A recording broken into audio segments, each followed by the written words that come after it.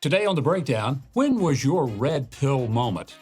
Also, a university professor demonstrates in a very disturbing way why we need to get back to basics when it comes to how we vote, and how a CNN legal analyst is out for blood method of taking down Trump might be coming back to bite him.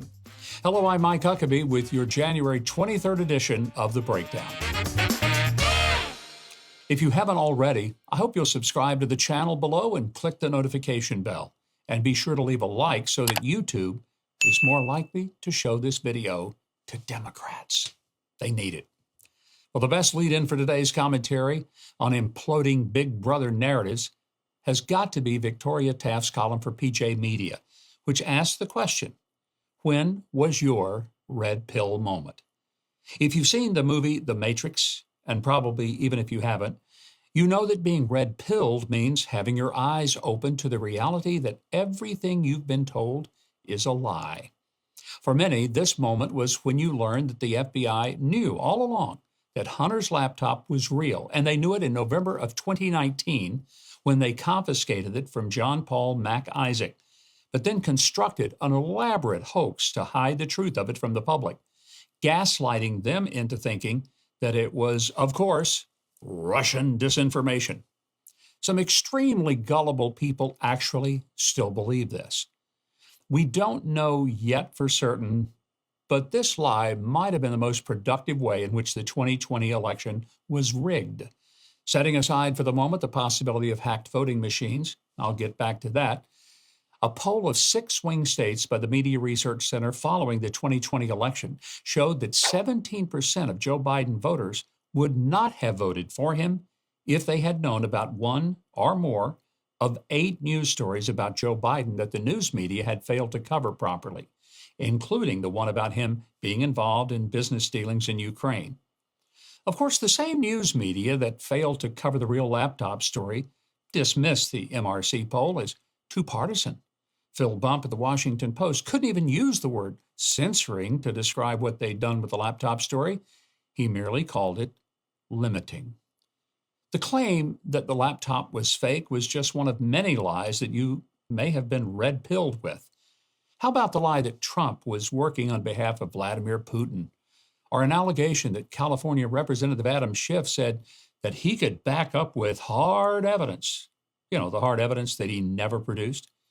Or the total nonsense pushed by Hillary Clinton that Donald Trump's campaign was coordinating with Putin through electronic pings at the Alpha Bank.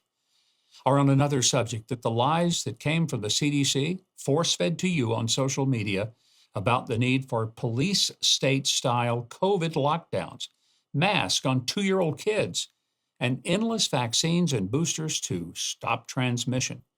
And of course, the biggest of all, the 6 feet apart social distancing, we later found out was pulled right out of thin air. Or that suspicions of a leak from the Wuhan Institute of Virology were a conspiracy theory. Or maybe the one that Joe Biden had nothing to do with his family's uncanny ability to vacuum up money. The lies, well, they just go on and on and on. And such lies, as they're gradually exposed, turn political atheist into citizen activist.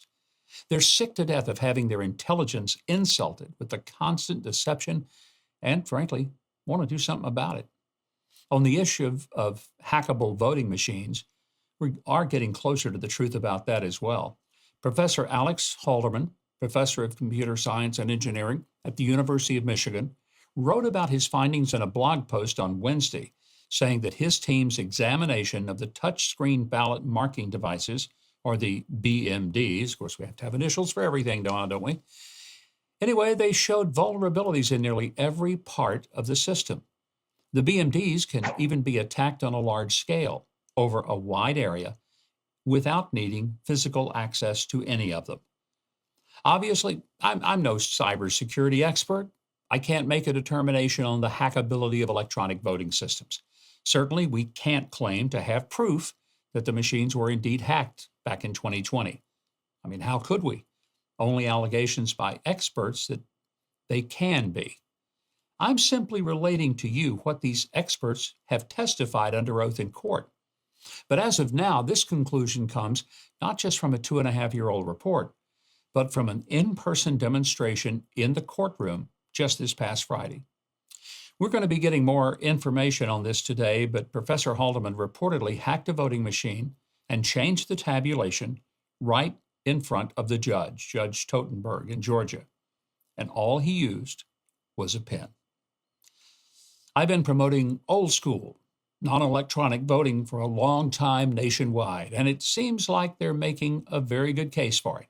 And if President Trump wants more evidence in his own cases that he had reason to doubt the outcome of the 2020 election, it looks as though he may have found some.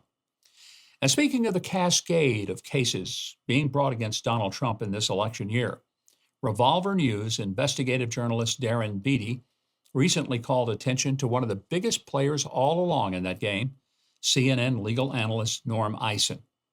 In every high-profile effort to undermine and really overthrow Trump's presidency and the Trump movement more broadly, this goes back a long way, he said.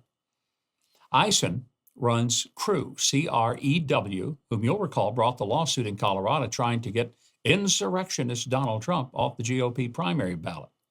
CREW was formerly run by anti-Trump activist and Clinton fixer David Brock, who is the founder of an organization called Media Matters. As Beattie told it, Brock released a memo after Trump's shattering 2016 win, outlining what they would do to prevent Trump from ever having a win again, at anything. The plan? Hit the ground running and stop him at every turn.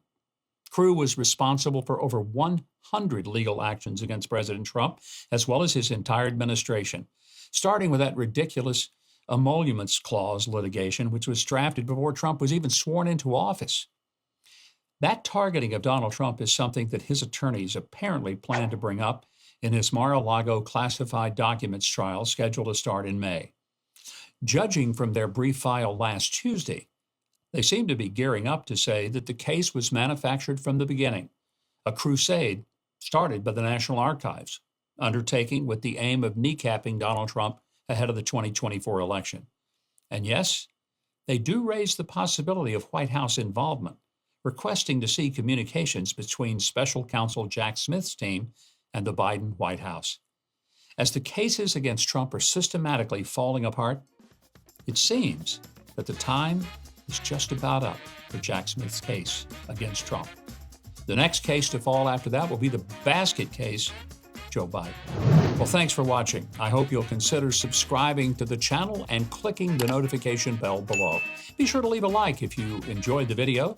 And if you want more of my news analysis and commentary, you can sign up for my newsletter at MikeHuckabee.com. And it's totally free. That's it for this edition of The Breakdown. I'm Mike Huckabee.